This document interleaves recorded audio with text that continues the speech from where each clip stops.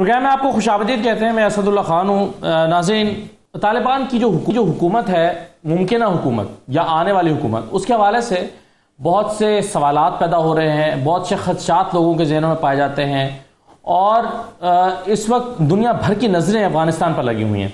और सबसे बड़ा चैलेंज ये है कि अफगानिस्तान की हुकूमत के पास या मुमकिन हुकूमत के पास या आने वाली हुकूमत के पास अगर पैसे नहीं होंगे तो वो अपनी हुकूमत कैसे बनाएगी और कैसे चलाएगी। अफगानिस्तान को बगैर पैसों के कैसे चलाया जाएगा, क्योंकि IMF ने फंड्स रोक रखे हैं या रोकने का ऐलान कर दिया है। जर्मनी ने 43 करोड़ यूरोस की इमदाद जो है वो मुअत्तल कर दी है। अमेरिका ने अफगान सेंट्रल बैंक के $9.5 अरब के असासे मुंजमद करने का ऐलान कर दिया है। ऐसी सूरत हाल में अफगानिस्तान के लिए चैलेंजेस क्या हैं? एक तो ये इकोनॉमिक चैलेंज है, दूसरा आईनी ढांचा क्या होगा अफगानिस्तान का, ये एक बहुत बड़ा सवाल है। इसका आइन कैसे तैयार किया जाएगा, इसको किन उसूलों और किन कवानीन के मुताबिक चलाया जाएगा, क्या एक रिवायती तौर पर जिस तरह से ममालिक के आइन बनते हैं उस तरह से चलाया जाएगा, ये तालिबान का आइन कुछ मुख्तलिफ होगा, और अगर मुख्तलिफ होगा तो कैसा होगा और क्या वो दुनिया भर को कबूल होगा। ये बहुत सारे सवाल हैं जो अफगानिस्तान और तालिबान की हुकूमत से जुड़े हुए हैं। फिर सोहेल शाहीन साहब का कहना यह है कि अफगानिस्तान में इलेक्शन का वक्त नहीं है, जामे हुकूमत जरूरी है। अगर इलेक्शन नहीं होते तो हुकूमत किस फॉर्मूले पर बनाई जाएगी। तो बहुत सारे सवालात लोगों के जहनों में है, हुकूमतों के जहनों में है, इंटरनेशनल जो पावर्स है उनके जहनों में है, और इसलिए अभी वो किसी भी किस्म के ताल्लुकात का अफगानिस्तान के साथ ऐलान नहीं करना चाहते, बल्कि खामोशी से पहले देखना चाहते हैं कि अफगानिस्तान में क्या हो रहा है और ये हुकूमत किस तर्ज पर चलती है। अब सवाल ये पैदा होता है कि ये तालिबान के जहन में क्या है और वो हुकूमत कैसे बनाएंगे और कैसे चलाएंगे। यही हमारा आज का मौजू है, इसी पर हम गुफ्तगू करेंगे और ये तमाम पहलू जिन पर मैंने बात की है, इन तमाम पहलुओं को अपने अहाते गुफ्तगू में लाने की कोशिश करेंगे। मेरे साथ औरिया मकबूल जान साहब मौजूद हैं, सीनियर तजज़ियाकार हैं, बहुत शुक्रिया औरिया साहब। मजीद डॉक्टर शाहिद हसन सिद्दीकी साहब हमारे साथ मौजूद हैं, माहिर मुआशियात हैं, बहुत शुक्रिया डॉक्टर साहब। शाहिद अमीन साहब हमारे साथ मौजूद हैं, तजज़ियाकार हैं, और ब्रिगेडियर रिटायर्ड महमूद शाह साहब हमारे साथ मौजूद होंगे, आप भी दिफाई तजज़ियाकार हैं। तमाम मेहमानों को खुशामदीद। सबसे पहले डॉक्टर शाहिद हसन सिद्दीकी साहब, सबसे बड़ा चैलेंज इकोनॉमिक चैलेंज है क्या अफगानिस्तान के लिए? पैसे अगर नहीं होंगे अफगानिस्तान के पास तो कैसे हुकूमत चलाई जा सकती है? आप किस तरह से देख रहे हैं इकोनॉमिक सिचुएशन को अफगानिस्तान की इस वक्त? बहुत शुक्रिया। मैं ये समझता हूँ कि तालिबान का अफगानिस्तान पर किसी मज़ाहमत के बगैर काबूज हो जाना एक बहुत तारीख़ी वाक़या है, और इसमें स्टेक्स जो हैं वो चीन के हैं, रूस के हैं, वस्त एशियाई रियासतों के हैं, और पाकिस्तान के हैं, और टर्की के हैं। और मैं ये समझता हूँ कि इसका जो मसला जो है वो न्यू ग्रेड गेम का है, क्योंकि जिसका महवर ये खत्ता होने जा रहा है। दूसरी तरफ अमेरिका है, भारत है और इसराइल हैं, जो ये चाहते हैं कि अफ़गानिस्तान में अमन ना हो, खाना जंगी हो, पाकिस्तान में दहशतगर्दी की वारदातें होती रहें। इस वक्त जो स्टेक है वो न्यू ग्रेड गेम का ये है कि चाइना सबसे बड़ा प्लेयर होगा इस वक्त, क्योंकि अमेरिका बहुत अरसे से कोशिश कर रहा था कि चीन को वो कंटेन करे, और चीन जो है, हम ये देख रहे थे कि चीन अपनी माशी क़ुव्वत बढ़ा रहा है और उनका जो रेट ऑफ ग्रोथ है वो बहुत ज़्यादा है अमेरिका और यूरोप के मुकाबले में। दूसरा ये कि चीन के पास जो इस वक्त रिजर्व्स हैं वो $3,300 अरब के हैं, जो कि अमेरिका और यूरोपियन यूनियन के मजमूई रिजर्व से ज़्यादा हैं। तो चीन का जो स्टेक है वो इस वक्त ये चाहेगा, और वो कोशिश कर रहा था कि वो $1,000 अरब रोड एंड बेल्ट इनिशिएटिव के तहत दुनिया भर में लगाना चाहता है। और चूँकि सीपैक उसका एक बड़ा अहम मंसूबा था, तो उनको तो एक बहुत बड़ा अपॉर्चुनिटी मिली है, जिसके लिए वो किसी हद तक भी जा सकते हैं कि अगर उनके साथ अफगानिस्तान की हुकूमत के मामला तय पड़ते हैं तो बड़े पैमाने पर सरमायाकारी करेंगे, ताकि जो है इस रूट जो है ना वो खुल जाए, और अफगानिस्तान, वस्त एशियाई रियासतों और सारी दुनिया की ट्रेड, ये खित्ता एक बहुत बड़ा ट्रेड रूट होने जा रहा है। इस वक्त मैं ये समझता हूँ कि ये जो IMF ये थोड़ी, लेकिन डॉक्टर साहब इसमें तो शायद ऐसा होने में तो शायद कुछ वक्त लगेगा ना। ये तो लेकिन सवाल ये है ना कि फौरी तौर पर क्या होगा, फौरी तौर पर जो पैसे चाहिए उसका क्या होगा? क्या अफगानिस्तान के खजाने में इतने पैसे मौजूद हैं कि सिस्टम को चलाने का आगाज किया जा सके? देखिए, मैं आपसे बता दूं, जिस तरीके से ये कुछ हुआ है, पहले उनका एक मुआहदा हो चुका था अमेरिका के साथ, लेकिन जो कुछ हुआ अमेरिका के तवक्कुआत के खिलाफ, इस ज़बरदस्त जल्दबाजी में ये हो गया, तो उनका इरादा था कि यहाँ पर खाना जंगी होगी, ये सब चीज़ें जो है नहीं हो सकी, और एक बहुत बड़ा सेटबैक हो गया। तो मैं जिस चीज़ की तरफ इशारा कर रहा हूँ, अगर चाइना और अमेरिका ये समझते हैं कि दोनों का इतना बड़ा स्टेक है, तो ये छोटी मोटी जो है वो पाबंदियाँ लगा देना या IMF कर्जा देना, ये बहुत मामूली बातें हैं। जो मुल्क यहाँ पर बिलियन डॉलर्स की बातें कर रहे हैं उनके लिए कोई बहुत बड़ा मुश्किल नहीं होगा कि इसको दूर कर लें।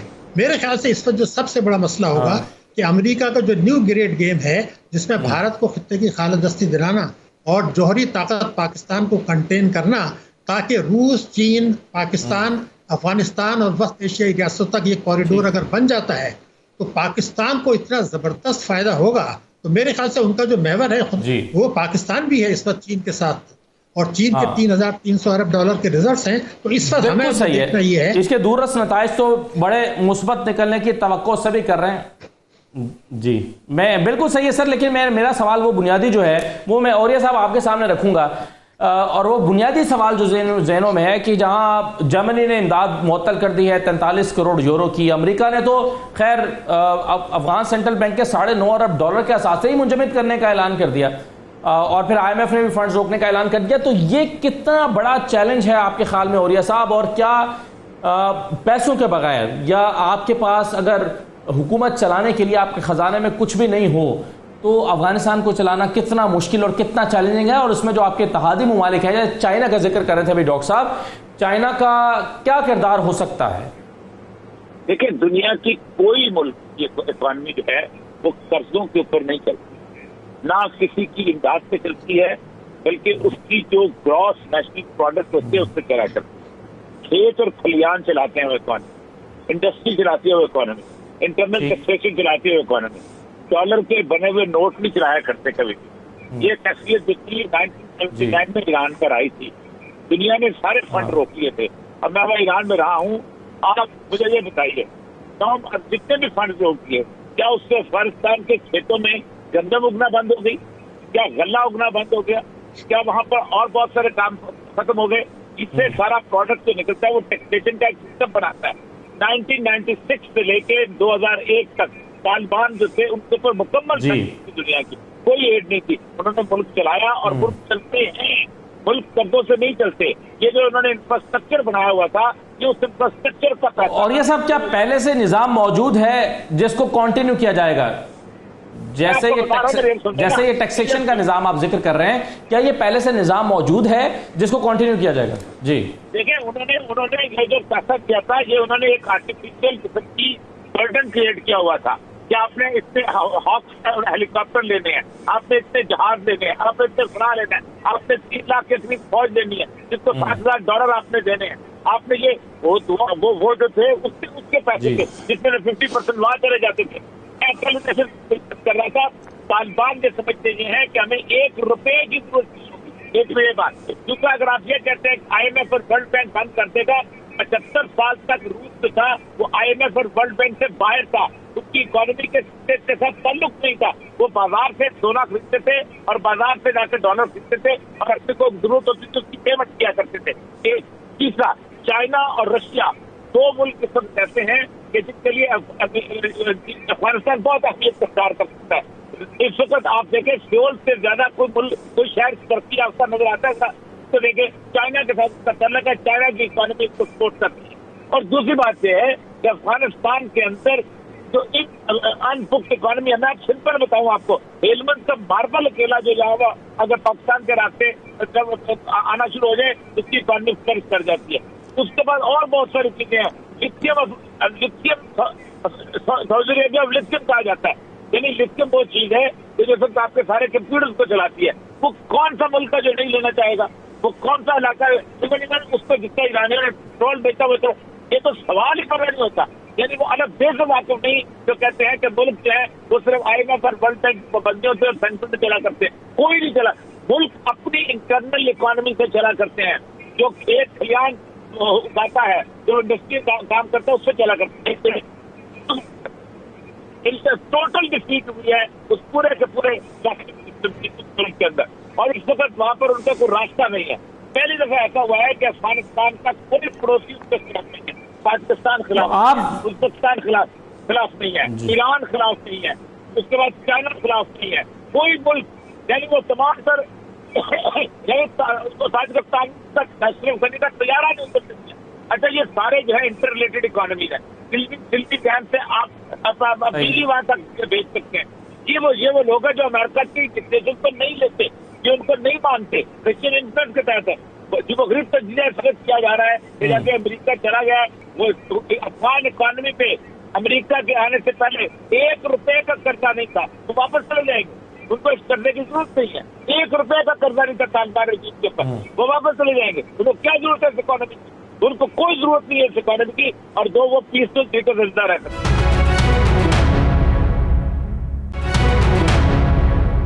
महमूद शाह साहब, सुहेल शाहीन कहते हैं कि अफगानिस्तान में इलेक्शन का वक्त नहीं है और जामे हुकूमत बनाने की ज़रूरत है और नया आइन तैयार करना होगा। आपके ख्याल में ये कितना बड़ा चैलेंज है ब्रिगेडियर साहब?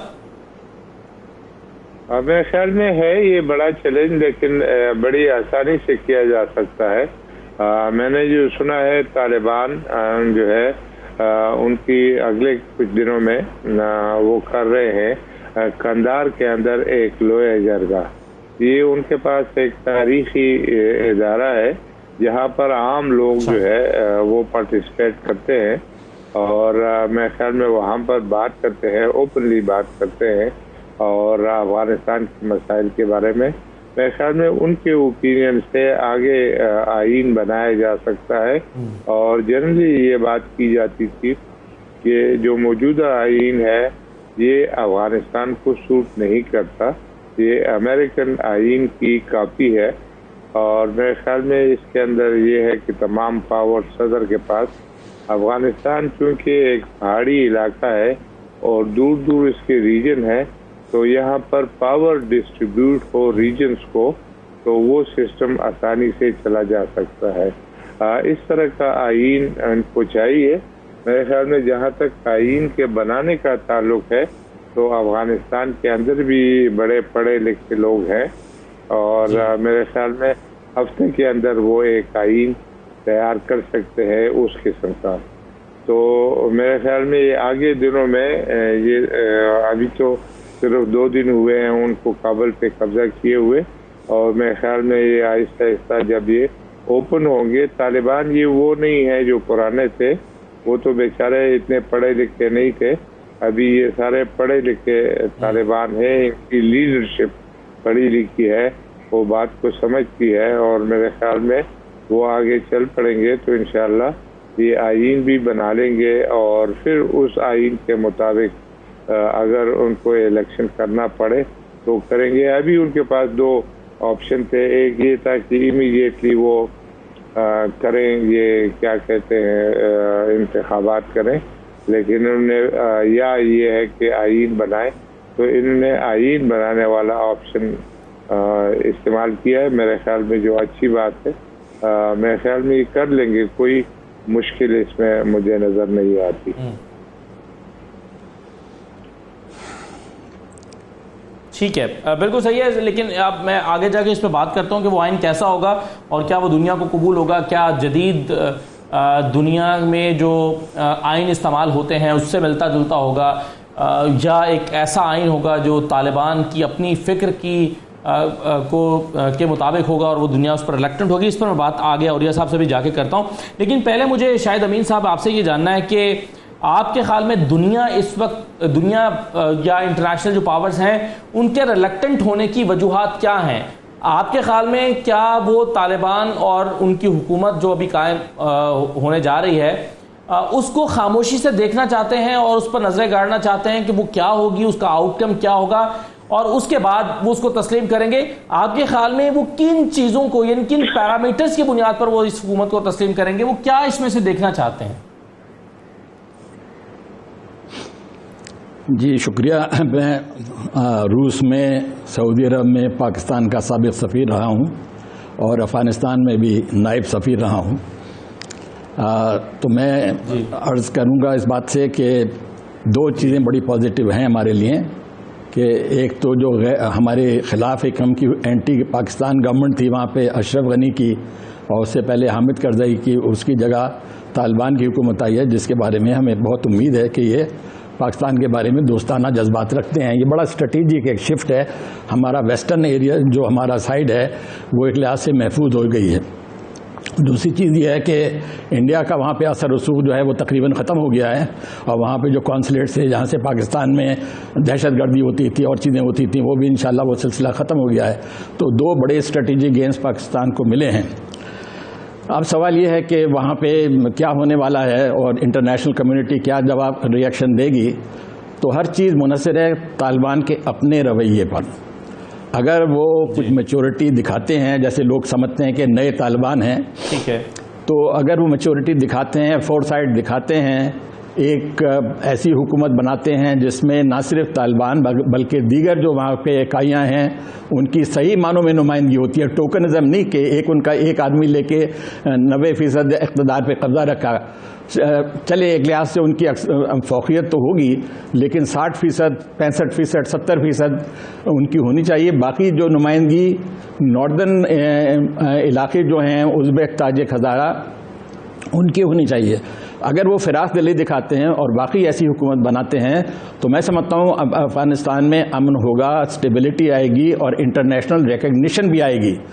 साथ में जो उनका ह्यूमन राइट्स का रिकॉर्ड माजी का तो अच्छा नहीं था, अब वो कहते हैं कि नहीं हम औरतों को भी इजाज़त देंगे तालीम की और नौकरी करने की और माइनॉरिटीज़ को भी ठीक रखेंगे और अपने मुल्क को दूसरे मुल्कों के खिलाफ दहशतगर्दी के लिए इस्तेमाल नहीं होने देंगे। अगर वो वाकई ये करते हैं तो इंटरनेशनल लेजिटिमेसी भी आएगी। लेकिन ये सब कुछ देखने के लिए है, अभी वक्त आएगा। अभी मेरी अपनी ज़ाती राय है कि अभी कोई नतीजा नहीं निकाला जा सकता, कम से कम 1 महीना गुजरने दें, उसके बाद ये अंदाज़ा होगा कि उनके अमल और उनके जो कौल है उसमें कोई तजाद तो नहीं है। और मिसाल के तौर पर पाकिस्तान का कंसर्न ये होगा कि कम से कम एक उनकी तरफ से पुख्ता एक यकीन दहानी की जाए कि TTP जो तहरीक तहफ़्फ़ुज़ वो पाकिस्तान है, तहरीक तालिबान पाकिस्तान है, उसके अड्डे वहाँ ख़त्म किए जाएँ। इसके बारे में बिल्कुल पक्का पाकिस्तान को यकीन दिलाया जाए, तभी हमें इत्मीनान होगा कि अब हालात मामूल पे आएंगे। अगर सब कुछ ये तालिबान के अपने ऊपर डिपेंड करता है कि उनका अमल क्या है। ज़बानी बातें तो उन्होंने अच्छी बातें की हैं, लेकिन वक्त ही बताएगा कि किस हद तक वो कायम रहेंगे। इन द मीन टाइम आपने देखा कि उनके मुखालिफ जज्बात भी वहाँ पे सामने आ रहे हैं। कई मुल्कों में मुजाहरे हुए हैं झंडे के इशू के ऊपर। पंजशीर वैली में अहमद शाह मसूद के बेटे ने बगावत का ऐलान किया है।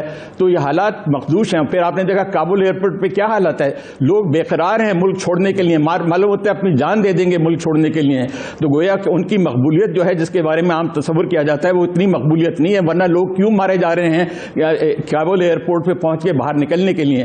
तो ये सारी चीज़ें इस बात को की तरफ इशारा करती हैं। ज़रा ठंडे दिल से गौर करें कि क्या होने वाला है, उसके बाद नतीजे निकालें। बिल्कुल सही है सर। ये जो आपने 2-3 बड़े इंपॉर्टेंट पॉइंट रेस किए हैं, एक तो जो आपने कहा कि रवैया और मैच्योरिटी देखना पड़ेगी, लेकिन सवाल ये पैदा होता है कि एक जैसे तालिबान या दुनिया मैच्योरिटी कह रही है, उसे हो सकता है कि तालिबान जो है वो अपनी नॉर्म्स कह रहे हों। तो इस पर इसकी डेफिनेशन क्या होगी। एक छोटा सा ब्रेक ले रहा हूं, फिर आपने जो कहा कि मकबूलियत इतनी ज़्यादा नहीं है, क्या औरिया साहब की भी इस पर यही राय है। एक ब्रेक लेते हैं जी, ब्रेक के बाद वापस आते हैं।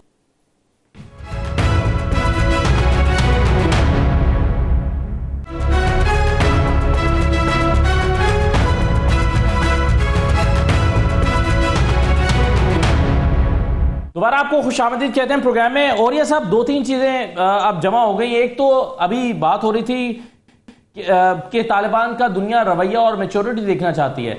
अब हो सकता है कि जैसे दुनिया इमेच्योरिटी से ताबीर करे, तालिबान उसको अपनी वैल्यूज कहते हों, तो इसको डिफाइन कौन और कैसे करेगा कि रवैया और मैच्योरिटी कौन सी काबिल कबूल है और कौन सी काबिल कबूल नहीं है। दूसरा, कहा गया कि उनकी काबुल में इतनी मकबूलियत नहीं है, वरना लोग बेकरार ना होते काबुल छोड़ने के लिए। आपकी इस पर राय क्या है? देखिए, पहली बात तो यह है कि ये जो काबुल एयरपोर्ट पे लोग हैं, ये वो 20,000 लोग हैं जो उनके साथ अमेरिकन के साथ काम करते थे।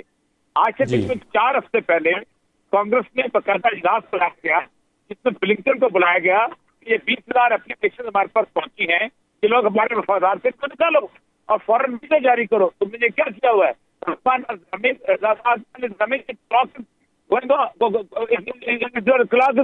अच्छा, उसका ऑर्डर किए गए। अब उनको निकालने का मसला बना हुआ है।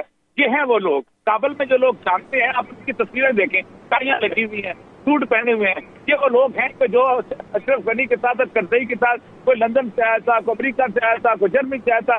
ये वो लोग गुज़श्ता 40 साल से कोर ग्रुप बन चुका हुआ है जो फॉरेनर के साथ होता है। वरना काबुल का आम आदमी तो वहाँ स्कूलों में जा रहा है, काबुल का आम आदमी तो वहाँ दुकानों में बैठा हुआ है, काबुल का आम आदमी तो वहाँ शहर में घूम रहा है। तो ये एक प्रोपेगेंडा कि वो जो 25 एयरपोर्ट पर कितने लोग हैं।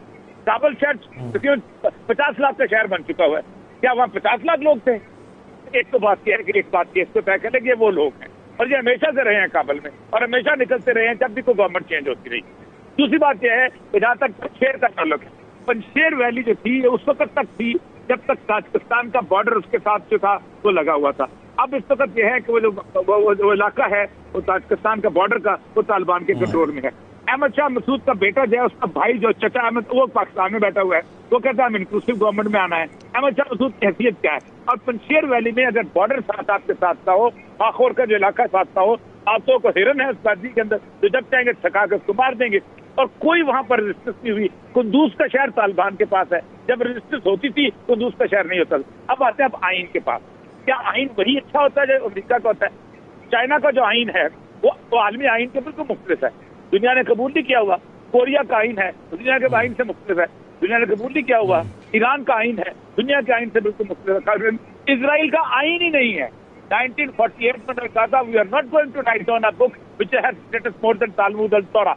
Constitution of Israel is Torah, Israel का आइन है। यानी आप तमाशा बनाया हुआ है, तो मुझे समझ नहीं आती सत्ता निगारों की कि वो जो कबूल नहीं करेंगे। और शिकस्त खुर्दा लोग, मार खा के निकले हुए लोग, जिनको जो अपने 160 हेलीकॉप्टर हॉक्स नहीं बचा सके, इस तरह तालिबान के पास है जो दुनिया में सबसे बड़ा अड्डा बन चुका है, वो लोग भी तो कबूल करेंगे। यानी जो शिकस्त खुर्दा लोग भी कभी टर्म डिक्टेट किया कराते हैं अपनी दुनिया में। यार कोई इंटरनेशनल पॉलिटिक्स होती है, कोई इंटरनेशनल तहजीब होती है, कोई कौन यानी आप समझे कि आज आपने इंडिया को शिकस्त दे दी और इंडिया कहेगा हम कश्मीर पे ये टर्म वेरी डिक्टेट करो। दुनिया के अंदर इस वक्त ये जो रीजनल पॉलिटिक्स चल रही है और जो कंटेनमेंट ऑफ चाइना की, चाइना आखिरी आज चाइना के अखबारात उठाएं, चाइना के अखबारात के अंदर 3 आर्टिकल छपे। उन्होंने कहा इट इज फिक्रा सुने उनका जो बड़ा जो उसका डिंग बैंक का आर्टिकल है, उसने कहा it is the defeat of the western civilisation.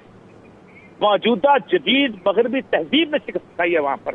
और उसने आर्टिकल पढ़े, उसने कहा उन्होंने साबित कर दिया है कि ये तहजीब चलने वाली नहीं है जो तुम बताते हो। अब 2 छेड़े बनाई हुई उनकी, एक औरत उनकी छेड़ बनाई हुई है, एक उनका मीडिया छेड़ बनाया हुआ है। मीडिया वाले हैं कितने वहां पर उसके काबिल शहर के अलावा, आप मुझे बताइए। फिर एक अजीब अगरीब तबसरे हो रहे हैं, अमेरिका ने अपना हासिल कर लिया, उसामा बिन लादेन को मारना था, उसामा बिन लादेन को मारना था, उठाए जरा बुश की तकरीरें उठाएं, उठाए जरा it's lifestyle change, it's set on the lifestyle. हमारे साथ हमारा ये है असल, जिसको असल में आपने हमारे साथ तबसरा। अब देखें 3 महीने पहले हम तबसरा करते थे वहाँ रिफ्यूजीज आएंगे, पाकिस्तान में ये होगा, पाकिस्तान बढ़, एक रिफ्यूजी नहीं आया वहां से। उसके बाद ये होता था वहां से जनाब पाकिस्तान में हम वो हो जाएगा, फंडामेंटलिज्म आ जाएगा। कहाँ आया? हमारी दुकानें खुल जाएंगी एनजीओ की। और सबसे बड़ी बात, दुनिया में कभी इतना खूबसूरत, इतना पीसफुल सरेंडर हुआ है किसी भी जंग के बाद? फिर 834 साल के बाद, सलाउद्दीन अय्यूबी के बाद दुनिया में इतना बड़ा पार्डन किया किसी ने? 20 साल जिन लोगों ने सबको गलत देखा, जिन लोगों के, उन सबको माफ कर दिया। यानी शक के अलावा कुछ तालिबान में नजर ही नहीं आ रहा। सही है, बिल्कुल सही है सर। लेकिन सर एक और सवाल मैं रखना चाहता हूं डॉक्टर शाहिद हसन सिद्दीकी साहब के सामने।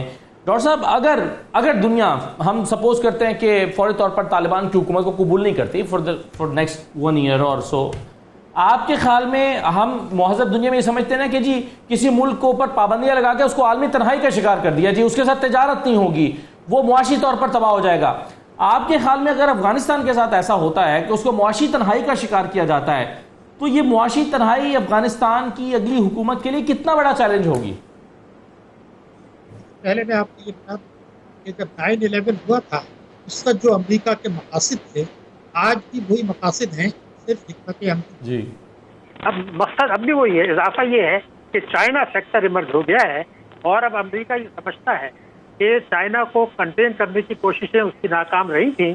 और मैंने माजी में कई मरतबा कहा कि चाइना को कंटेन करने के लिए अमेरिका माइनस वॉर किसी हद तक भी जा सकता है, यानी वॉर कॉन्फ्लिक्ट में इनडायरेक्ट है। जिनको इस बात का एहसास है, आज जो ताकत है रिजर्व की, उसके जरिए वो अपने आप को आलमी दुनिया में हिस्से में और $1,000 अरब के रिजर्व एक्स्ट्रा उसके पास हैं, जिनको दुनिया में इन्वेस्ट करके आलमी मालियाती निज़ाम में और इन मुल्कों में अपना जो है वो सिक्का जमा सकता है। इस वक्त सूरत हाल ये कि असल बात यह है कि वहाँ की जो हुकूमत है वो क्या करती है। अगर वो ये कहते हैं कि जी हमारे इंसानी हुकूक हम पामाल नहीं कर रहे और अफगानिस्तान की सरजमीन दहशत गर्दी के लिए इस्तेमाल नहीं होने देंगे और भारत को तो पहले ही रास्ता उन्होंने बंद कर दिया है जो पाकिस्तान में दहशतगर्दी कराए, तो दुनिया के पास कोई जवाब नहीं रहता कि वो उनको ऊपर सैंक्शंस लगाए। लेकिन बेफर्ज माहौल कर लें अमेरिका के दबाव पर, और वो इस किस्म की कोई कोशिश करते हैं, तो मैं अब भी ये समझता हूँ कि चीन, रूस, वस्त एशियाई रियासतें और पाकिस्तान और टर्की ये किसी कीमत पर ये नहीं होने देंगे, क्योंकि हमारे अपने मुफाद में है। क्योंकि अमेरिका मेरे ख्याल से इस वक्त अफगानिस्तान से ज्यादा चीन को कंटेन करना और पाकिस्तान को गैर मुस्तहकम करना, ये उसके बड़े मकासद हैं। अफगानिस्तान जरूर बीच में है, लेकिन उसके मकासद कुछ और है, न्यूक्लियर पाकिस्तान को रोकना। तो अगर इस तरह से हम सोचते हैं तो मैं नहीं समझता कि चीन, रूस, वस्त एशियाई रियासतें, पाकिस्तान, ईरान और तुर्की होते हुए वो तन्हाई का शिकार हो सकता है। ऐसा कतई नहीं होगा। हाँ, अब सिर्फ अहम चीज ये है कि वहाँ की जो तालिबान की हुकूमत है वो अपने कार्ड की खूबसूरती से खेलते हैं। अगर कोई उनको ऊपर सैंक्शन लगाता है और चाइना वहाँ $1 अरब का प्लेसमेंट कर देता है, जैसे पाकिस्तान में कई $1 अरब के प्लेसमेंट किए हैं, तो बात खत्म हो जाती है। बात सिर्फ ये है कि चाइना अपना मुफाद देख रहा है, उसको इतनी जबरदस्त अपॉर्चुनिटी मिली है और अब भारत और अमेरिका और इसराइल मिलके एक तरफ होकर वो कुछ नहीं कर पा रहे हैं। डॉक्टर साहब, आपने बिल्कुल सही कहा कि बिल्कुल सही है, और आपने कहा कि ये 8-10 ममालिक जो हैं ये जुड़े हुए हैं, इनकी इकोनॉमिक जो स्ट्रेटजी है या फिर तरजीहात हैं वो अफगानिस्तान के साथ और उस हुकूमत के साथ जुड़े हुए हैं। लेकिन एक और जो सवाल पैदा होता है, और ब्रिगेडियर महमूद शाह साहब, वो मैं आपके सामने रखना चाहता हूँ, वो ये है कि जैसे हम कहते हैं कि ये तालिबान माजी के तालिबान से मुख्तलिफ हैं। आपने भी शायद कहा कि ज़्यादा पढ़े लिखे हैं ये लोग पहले की निस्बत, और ज़्यादा जो है वो जदीद दुनिया के तकाज़ों को समझते हैं। लेकिन बुनियादी तौर पर दुनिया जो चीज़ देखना चाहती है वो ये है कि ख़वातीन के हवाले से पाबंदी का जो एतराज़ था पिछली मरतबा, वो पॉलिसी क्या होती है तालिबान की। फिर जो अदालतों का निज़ाम है उस पर ज़्यादा फोकस रहेगा दुनिया का। फिर जो सजाएं देने का तर्ज अमल है, या जिसको हम इस्लामी सजाएं कहते हैं, उस पर बड़ा एतराज़ दुनिया ने उठाया या उठाते हैं। तो आपके ख्याल में एक तो तालिबान की किन चीज़ों पर ज़्यादा दुनिया की नज़र है या देखना चाहते हैं, और इनमें आप क्या तब्दीली देखते हैं माजी की निस्बत? बिल्कुल, मैं समझता हूँ कि ये जो तालिबान उस वक्त आए थे तो हम उनको जानते थे। ये तो बेचारे वो थे जो जंग के अंदर किसी का बाजू कटा हुआ था, किसी की टांग कटी हुई थी, किसी की आंख नहीं थी। मुल्ला उमर का आपको याद है, मुल्ला दादुल्ला का आपको याद है, ये वहाँ पर मदरसों में पढ़ाते थे। जंग के बाद और कोई काम तो ये नहीं कर सकते थे, पढ़ाते थे। ये अचानक इकट्ठे हुए और उन्होंने तालिबान की तहरीक बनाई, और दूसरे मौलवी जो है उनसे ये घबराते थे, उनके साथ ताल्लुकात नहीं रखते थे।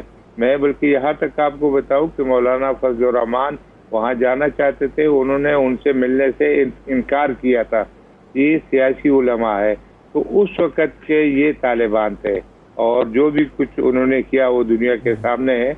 लेकिन उसके बाद अभी जो है, जो जयद उलमा है वो इसके अंदर शामिल हो चुके हैं, वो पढ़े लिखे हैं, वो उनको दुनिया का निज़ाम का मालूम है, इस्लामी निज़ाम का मालूम है। ये जो इनका लीडर है हैबतुल्लाह अखुंज़ादा, ये बहुत पढ़ा लिखा आदमी है, और इसमें बाकी भी जो तालिबान है वो पढ़े लिखे हैं। तो मैं समझता हूँ कि दुनिया के निज़ामों को भी जानते हैं, और अपना जो निज़ाम ये बनाना चाहते हैं उनके बारे में भी इनके ख्यालात बिल्कुल क्लियर है, कैसे ये इकट्ठे होते हैं और उसको एक आइन के तौर के ऊपर इसको लाते हैं।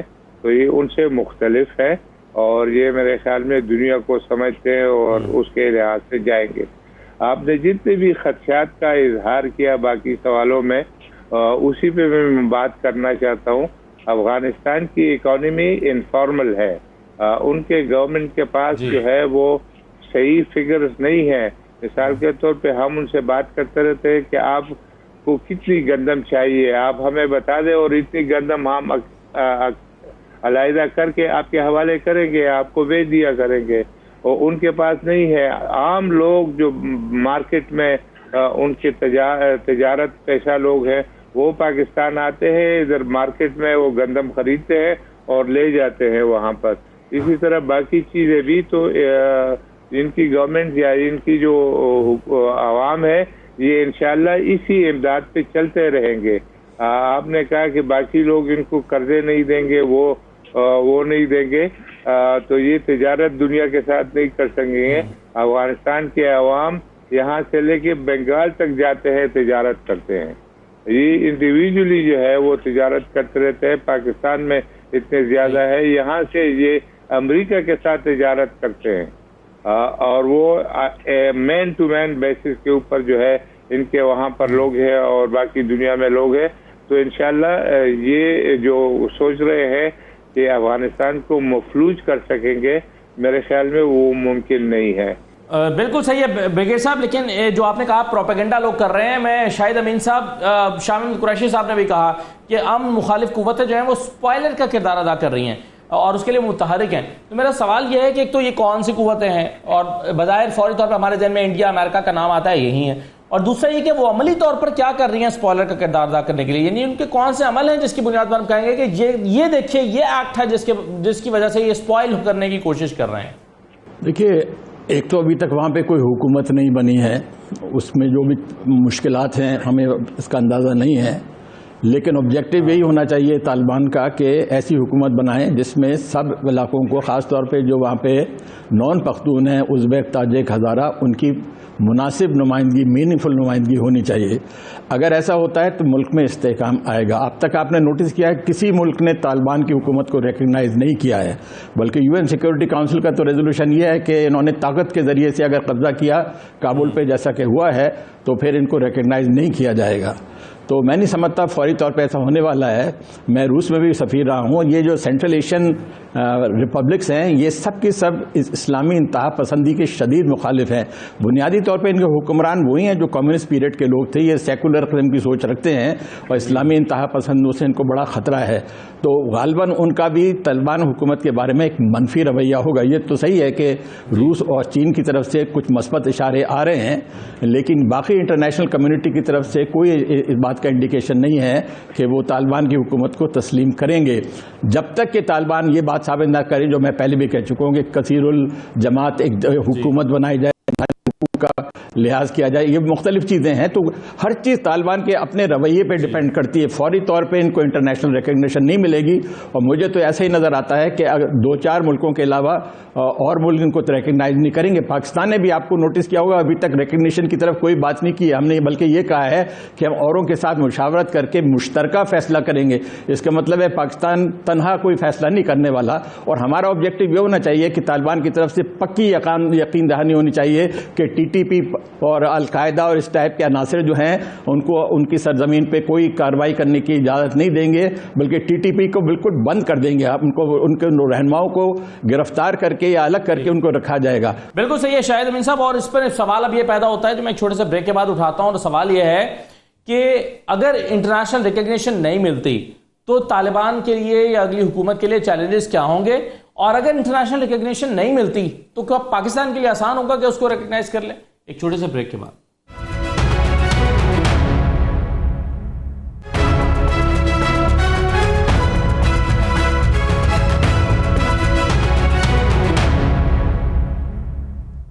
दोबारा आपको खुशामद कहते हैं। ब्रिगेडियर महमूद शाह साहब, जो सवाल मैंने ब्रेक पर जाने से पहले उठाया कि अगर इंटरनेशनल रिकग्निशन तालिबान को नहीं मिलती तो क्या फर्क पड़ेगा, और दूसरा यह है कि क्या पाकिस्तान के लिए आसान रहेगा कि वो दुनिया की परवाह किए बगैर अफगानिस्तान को तस्लीम कर ले हुकूमत को?